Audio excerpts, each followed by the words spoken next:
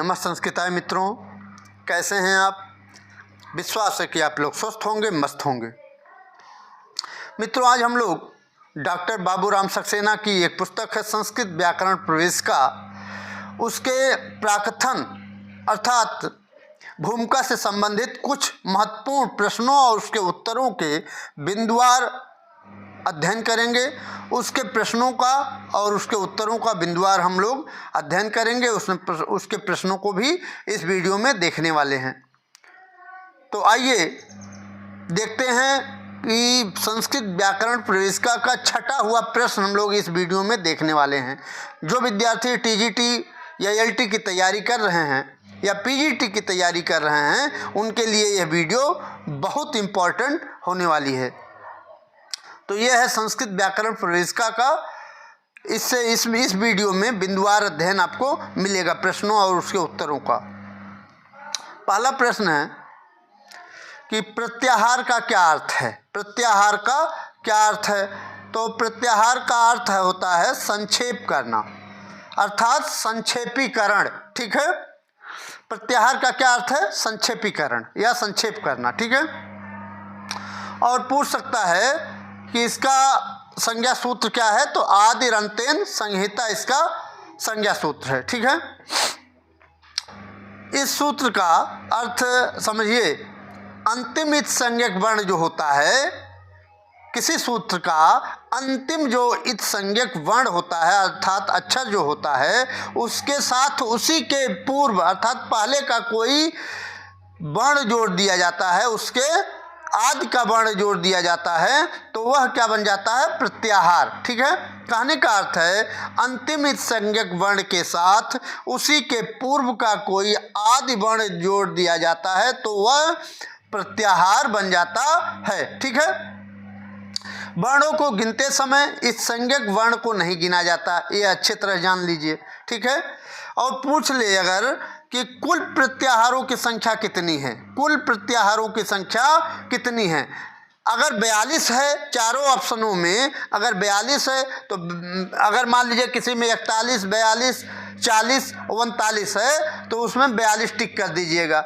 लेकिन कहीं 43 दे दिया, प्रत्याहारों की संख्या बाबूराम सक्सेना में 43 भी दे दिया है। ठीक है, अगर 42 नहीं देगा, अगर आपको 39, 40, 41, 43 इस तरह से दे देगा और 42 नहीं देगा, अगर 42 नहीं दिया है ऑप्शन में तो 43 ही आप लोग उत्तर मानिएगा। ठीक है, उसको टिक कर दीजिएगा 43। ठीक है, तो कहीं कहीं कुल प्रत्याहारों की संख्या 42 और कहीं 43 बताई गई है। ठीक, फिर नेक्स्ट है हल वर्ण की इत संज्ञा किस सूत्र से होती है।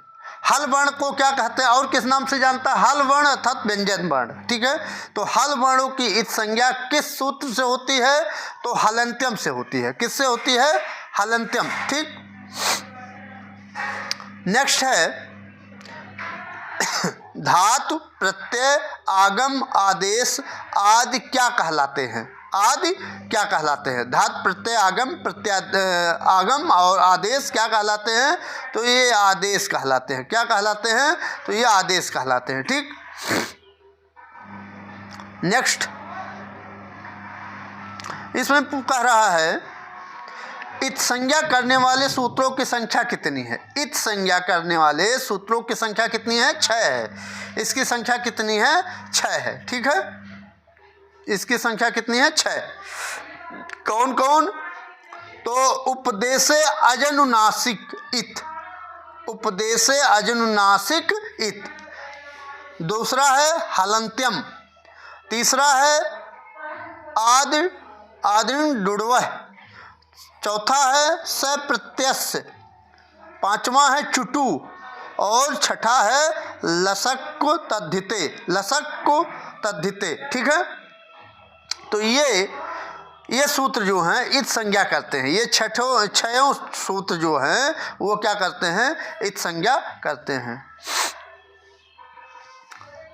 नेक्स्ट है अनुनासिक स्वरों की इत संज्ञा किस सूत्र से होती है। अनुनासिक स्वरों की इत संज्ञा किस सूत्र से होती है? तो आप जानते हैं उपदेशे अजनुनासिकः इत, ठीक है, इससे इत संज्ञा होती है, ठीक है। फिर यिंग टू डू इन तीन वर्णों की धातुओं के आदि में होने, आदि मतलब पहले होने पर इत संज्ञा किस सूत्र द्वारा होती है? तो आदिंग डुड़वह से इस संज्ञा होती है, ठीक है, इस सूत्र से। नेक्स्ट है किसी प्रत्यय के आदि मतलब पहले, ठीक है, किसी प्रत्यय के आदि में आने वाले च वर्ण, च वर्ग च छ ज झ यहाँ आ जाता है च वर्ग में, ठीक है, च छ ज झ यहाँ, और ट वर्ग ट ठ ड ढ अड़ा की इस संज्ञा करने वाला सूत्र है।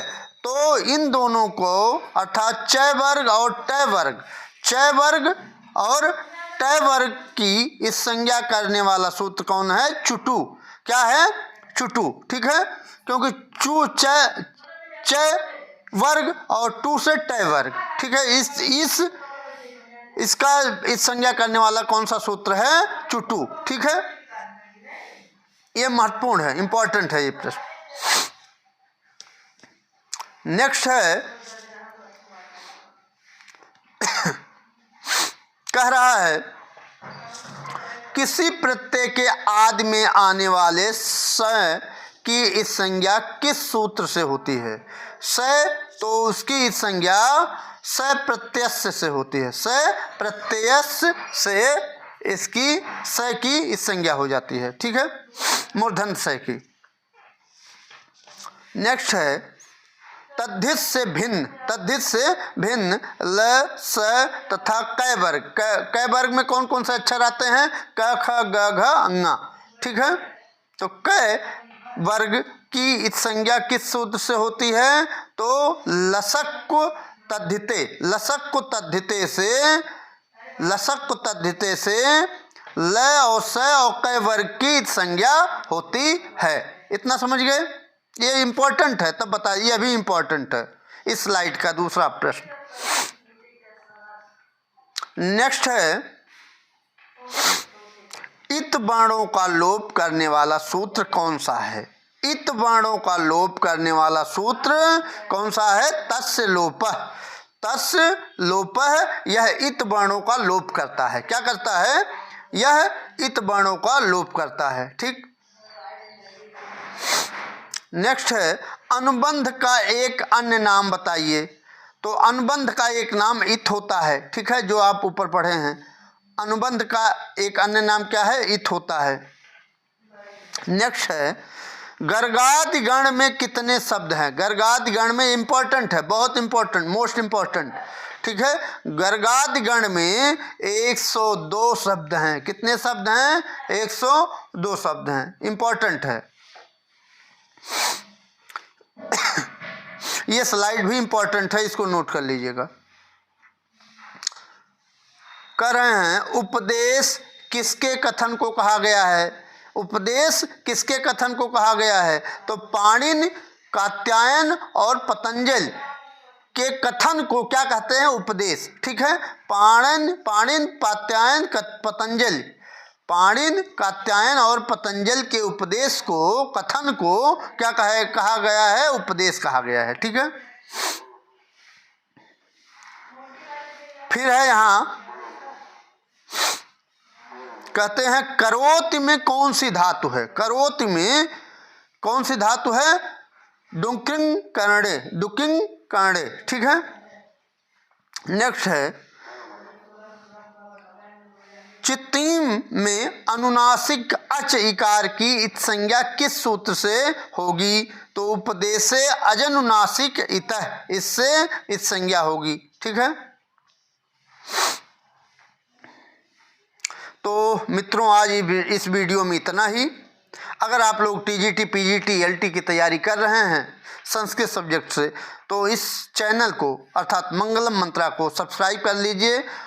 यहाँ पर उससे संबंधित जो भी एलटी या टीजीटी संस्कृत में जो पाठ्यक्रम रखा गया है उससे संबंधित इसमें इस चैनल पर वीडियो डाले जाते हैं, पढ़ा कर डाले जाते हैं या लाइव भी होते हैं।